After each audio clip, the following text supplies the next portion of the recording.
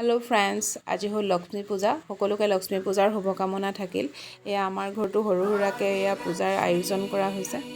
এবাৰ বৰ বিশেষ আয়োজন কৰা নহ'ল, অকল প্ৰসাদৰ শৰাই এখনহে দিয়া হৈছে। এবাৰ মোৰ হাজবেণ্ডে পূজা ভাগ আগবঢ়ালে। এয়া ধুনীয়াকে বেটাই পূজা কৰি আছে। এবাৰ লক্ষ্মী পূজা দিনৰ ভাগৰ পৰা আৰম্ভ হৈছে। আমাৰ পিছবেলা দিয়া হ'ল পূজা ভাগ, কিন্তু 4:30টাৰ আগতে শেষ কৰি দিয়া হ'ল। আৰু যেহেতু 4:32ৰ পৰা শতককাল আৰম্ভ হ'ল, শতককাল আৰম্ভ হ'লে আপোনাৰ পূজা অৰ্চনা কৰা নহয়, সেইকাৰণে 4:30টাৰ আগতেই পূজা ভাগ শেষ কৰি দিয়া হ'ল।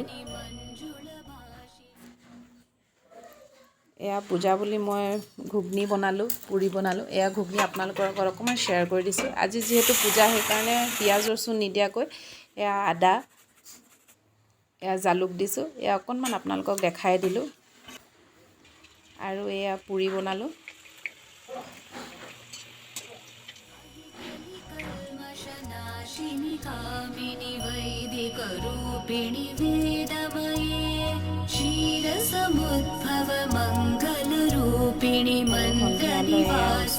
ভাইটি ভণ্টিহঁতক খাবলৈ মাতিলে। সকলোৱে মিলি আমি আজি লক্ষ্মী পূজা ভাগ এনজয় কৰিলোঁ।